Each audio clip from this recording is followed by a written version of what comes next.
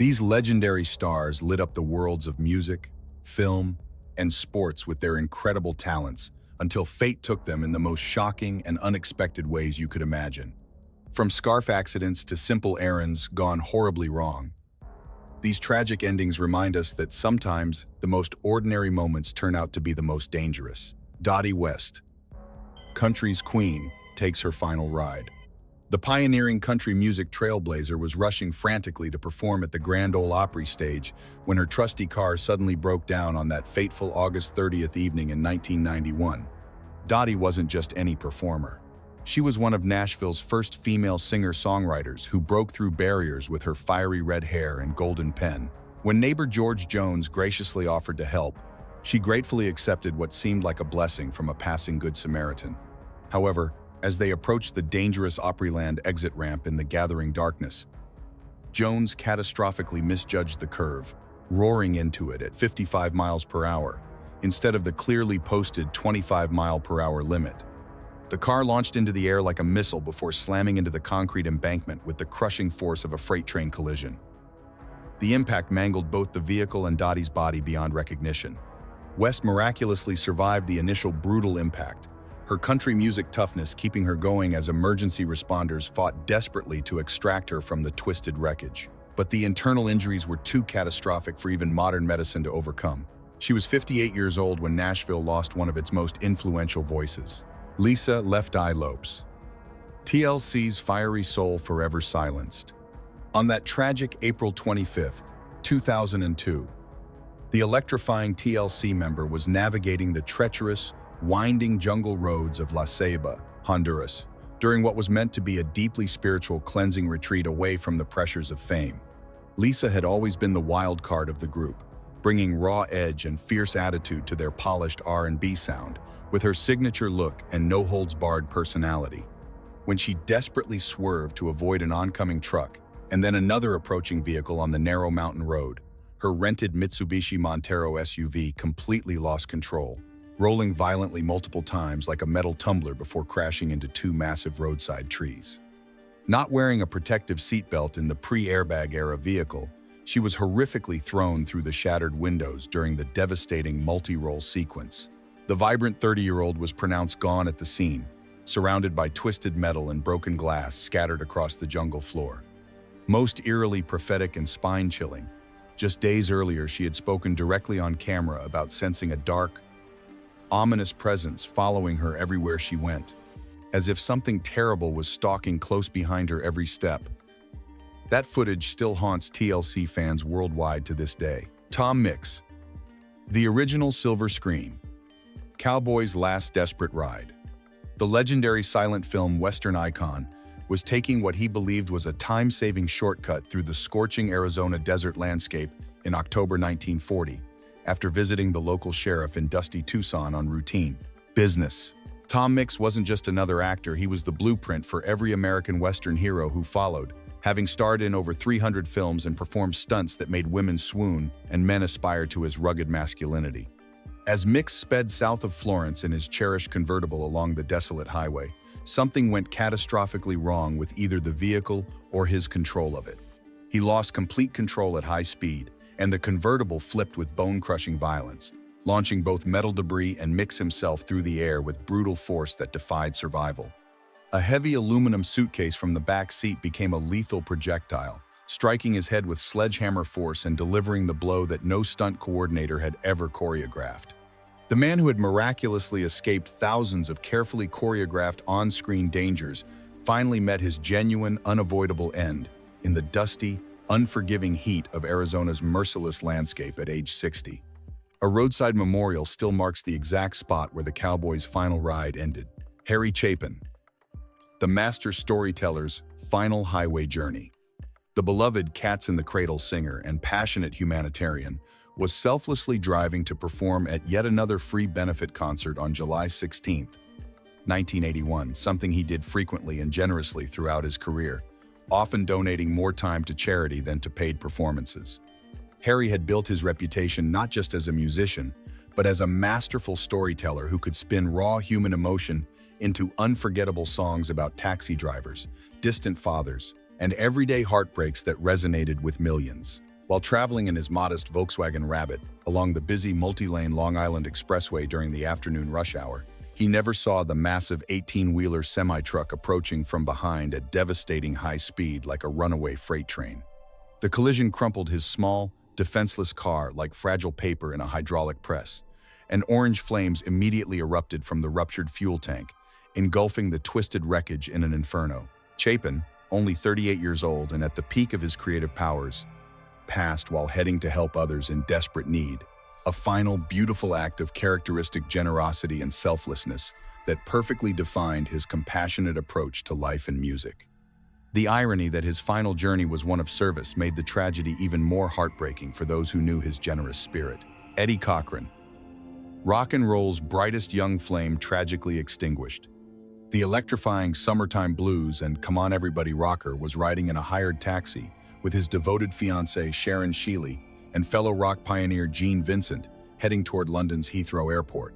After completing a wildly successful UK tour on the rainy night of April 17, 1960, Eddie represented the very essence of teenage rebellion with his slick guitar riffs, leather jacket attitude, and raw rock and roll energy that electrified the late 1950s music scene. In the quiet countryside town of Chippenham, England, their hired taxi lost control on the rain-slicked, treacherous roads and slammed violently into an unforgiving steel lamppost with tremendous impact force. Cochran, ever the protective gentleman even in his final moments, reportedly threw his lean body over Sharon to shield her from the devastating crash impact, a heroic, selfless decision that likely cost him his precious young life, but saved hers. He was rushed to St. Martin's Hospital in Bath, barely conscious and clinging desperately to life with massive internal injuries. He passed the following day on April 18th at just 21 years old, with his rock and roll dreams and musical potential barely begun. The music world reeled from the loss of such a promising young talent, whose influence on rock music would far outlast his brief earthly existence. Jessica Savage, the pioneering newswoman's tragically silent end. The groundbreaking television news anchor was riding as a passenger with her boyfriend Martin Fishbein after enjoying what seemed like a pleasant dinner together on that dark, rainy October 23rd night in 1983. Jessica wasn't just another pretty face reading teleprompters, she was one of the first women to anchor a major network newscast in American television history, shattering gender barriers with steely professional poise and a commanding voice that could cut through any chaos. As they drove along the narrow, winding back roads of New Hope, Pennsylvania, slick with dangerous autumn mist and completely devoid of protective lighting, warning signs, or safety barriers, their car somehow veered off the treacherous roadway and plunged directly into a deep, murky canal filled with black water. The cold water swallowed their vehicle completely and mercilessly, trapping both occupants inside with absolutely no possible escape route as the car rapidly filled with water and sank into the muddy bottom. The trusted, authoritative voice that millions of Americans had relied on for accurate news and information was permanently silenced at just 36 years old. No television cameras present to record her final moments, no final professional words or sign-off, just the haunting, eternal silence of dark canal water. Her passing stunned the entire broadcast journalism community and left a void in television news that took years to fill. Jack Anglin. Country star passes. While driving to mourn, the respected country music duo member was making the somber, grief-stricken journey to attend dear friend and fellow country legend Patsy Cline's heartbreaking funeral service on March 8, 1963, when his own vehicle crashed somewhere along the route to pay his final respects. Jack was one half of the legendary Anglin brothers duo, whose harmonious voices had carried the heartbreak and hope of small-town America across radio waves and into jukeboxes nationwide during country music's golden era. The cruel, chilling irony was absolutely inescapable, and haunting a deeply grieving man, driving in emotional turmoil to mourn. One beloved country music legend tragically became part of the very wave of devastating losses he was traveling to commemorate in the process. The country music world, already reeling from Patsy's shocking passing just days earlier, was further shattered by this additional unexpected blow. He was 47 years old, leaving behind a musical legacy, and a widow who had to endure the unimaginable pain of losing her husband while preparing to bury her friend. The double tragedy linked these two country stars forever, bound by grief and a merciless stretch of American highway. Isadora Duncan, the dance revolutionary strangled by her own signature style. The rebellious modern dance pioneer and artistic revolutionary gracefully stepped into an elegant, open-top Amilcar CGSS sports car in the glamorous French Riviera city of Nice on September 14, 1927. Radiant and fearless, as she had always been throughout her groundbreaking career, Isadora had completely revolutionized dance by rejecting ballet's rigid traditional constraints and letting her soul spill freely onto stages through wild, fluid, expressive motion that redefined artistic expression. Her flowing signature silk scarf wrapped characteristically around her neck and fluttering dramatically and theatrically in the warm Mediterranean evening breeze was as much a part of her identity as her revolutionary choreography. As the elegant convertible began moving through the cobblestone streets, her beloved scarf suddenly caught in the car's exposed, spoked rear wheel and pulled devastatingly tight around her slender neck like a noose. The tremendous mechanical force yanked her violently from the comfortable passenger seat, slamming her head and fragile neck against the unforgiving stone pavement with devastating impact force. She passed exactly as she had lived her entire artistic life, dramatically, unapologetically, and perpetually in graceful poetic motion that defied convention. She was 50 years old, and her passing became as surreal and hauntingly memorable as her revolutionary life and artistic contributions to modern dance. Chu Berry, bebop jazz genius, tragically cut short. The extraordinary saxophone prodigy and highly influential bebop revolution pioneer was traveling through the small town of Conneaut, Ohio, on October 27, 1941, likely mentally working out new innovative riffs in his brilliant musical mind or planning his next electrifying performance that would further revolutionize jazz music. Leon Chu Berry wasn't just another musician, he was reshaping the entire sound of a generation alongside legends like Coleman Hawkins, standing shoulder to shoulder with the greatest talents of the swing era. His promising and revolutionary musical journey ended abruptly and tragically when his vehicle met another car head-on in a devastating collision that offered no chance of survival for either driver. Berry passed instantly at just 33 years old, permanently silencing a revolutionary innovative sound that was still beautifully unfolding and directly inspiring future jazz legends like John Coltrane and Charlie Parker, who would carry forward his musical innovations. The loss echoed far beyond concert stages and recording studios. Coltrane had admired his technique, Parker was inspired by his improvisational style, and Berry wasn't just part of jazz history but was actively writing it in real time when fate intervened. No farewell performance, no final recording session, no swan song, just a highway collision, a newspaper headline, and a musical void that no saxophone could ever adequately fill in the jazz community. Ernie Kovacs, television's mad creative genius. Gone in Steel and Smoke, the innovative television comedy pioneer and creative visionary was driving through the quiet, empty streets of West Los Angeles just past midnight on January 13, 1962. After attending a lively Hollywood party filled with fellow entertainers and industry figures. Ernie wasn't just ahead of his time. He had warped time itself, turning television's small screen into his personal playground for surreal comedy and experimental entertainment that wouldn't be fully appreciated until decades later. Perhaps tired from the late evening, possibly distracted by creative thoughts, or simply unlucky in that fateful moment, control of his vehicle slipped away as he navigated through the deserted streets under flickering streetlights.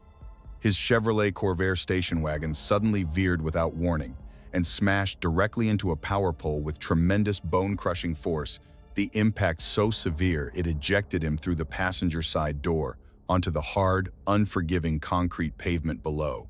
The brilliant entertainer and television innovator who had made countless millions laugh worldwide with his absurdist humor and groundbreaking techniques was gone instantly at 42. No camera tricks available to save him, no laugh track playing in the background, no director yelling cut, just cold concrete, twisted metal, and a streetlight flickering over a broken genius. His passing hit the entertainment industry like a devastating gut punch, silencing one of television's brightest, boldest, and most experimental voices in an era when the medium was still finding its creative identity. Steve Prefontaine, America's legendary running, Rebel's final race. The iconic distance-running legend and American track superstar left a celebratory post-meet party in Eugene, Oregon on May 29, 1975, with his blood alcohol level, measuring dangerously twice the legal limit, after an evening of drinking and celebrating with fellow athletes. Pri wasn't just another runner, he was a force of nature with a distinctive mustache that rivaled his swagger and a fearless stride that dared the entire world to keep up with his relentless pace. Behind the wheel of his cherished British MG convertible sports car, everything went tragically and irreversibly black within just a few minutes of leaving the party. His lightweight car swerved violently off the roadway, flipped completely over multiple times, and pinned his muscular body helplessly underneath the crushing weight of twisted metal on the cold Oregon asphalt. The fearlessly competitive 24-year-old who had broken multiple American distance running records and challenged the Olympic establishment couldn't outrun the devastating consequences of one night's fatally reckless decision to drive while intoxicated. America lost its golden boy of grit and determination, a rebellious athlete who ran from nothing but couldn't escape a curve that was too sharp, approached too late, and negotiated too recklessly. His passing sent seismic shockwaves through the American running community and became a cautionary tale about the dangers of drinking and driving that resonated far beyond athletics. Ryan Dunn, Jackass Daredevil's ultimate final stunt. The beloved television Daredevil and Jackass crew member left Barnaby's Westchester Bar on June 20th, 2011 with his blood alcohol measuring dangerously over twice the legal limit before getting behind the wheel of his powerful high-performance Porsche 911 GT3 sports car. Ryan had made a career out of turning physical danger into entertainment, bruising his body through 1,000 outrageous stunts that made millions of fans simultaneously laugh, cringe, and cheer with amazement. Reports confirmed he was driving at approximately 130 miles per hour, more than double the speed limit when he approached a sharp curve and lost complete control, crashing into a large tree and causing the expensive vehicle to explode in massive, consuming flames that lit up the Pennsylvania night sky. Both Dunn and his innocent passenger, production assistant Zachary Hartwell, perished instantly in the fiery, twisted wreckage that was so severe it required dental records for identification. At 34 years old, barely a week past celebrating his birthday, his final dangerous ride offered no safety nets, no second takes, and no opportunity for the kind of miraculous recovery that had made him famous. The man who had cheated danger for laughs and entertainment finally encountered a limit that even his legendary recklessness couldn't overcome, leaving fans and fellow performers stunned by the sudden reality that even professional daredevils can't defy physics and mortality forever. Pelle Lindbergh, the star goalie who couldn't stop the wall, the NHL's best goaltender and recent Vezina Trophy winner, as the league's top netminder crashed his turbocharged high-performance Porsche 930 into a solid brick wall in Philadelphia during November 10, 1985, after a wild night of celebrating recent team victories with teammates and friends. The Swedish hockey sensation had just led the Philadelphia Flyers to the Stanley Cup Finals and was being hailed as the future of professional goaltending at only 26 years old. His lightning-fast reflexes and acrobatic saves had made him a fan favorite and respected opponent throughout the NHL. Racing through the streets with adrenaline still pumping through his veins and alcohol clouding his judgment, he lost control at high velocity and struck the immovable barrier with devastating force. The 26-year-old Philadelphia Flyers superstar was declared brain inactive the following day as teammates, fans, and the entire hockey community held vigil at the hospital. Speed mixed with celebration and alcohol proved a terminal combination for the Swedish hockey sensation, whose promising career was just beginning to reach legendary status in the competitive world of professional hockey. The Flyers lost not just their star player, but the very heart and soul of their championship aspirations, while the NHL lost one of its brightest rising stars to a preventable tragedy that echoed through hockey arenas worldwide. These tragic stories remind us that fame offers no protection from fate's cruel twists. Sometimes legends end not with fanfare, but with twisted metal and shattered dreams. Grace Kelly. From Hollywood royalty to tragic mountain road, the legendary Academy Award-winning actress and Princess of Monaco was driving back from her country home in Rock Angel on September 13, 1982, navigating the steep, treacherous winding roads that snake through the mountains above Monte Carlo. Grace Kelly wasn't just a movie star.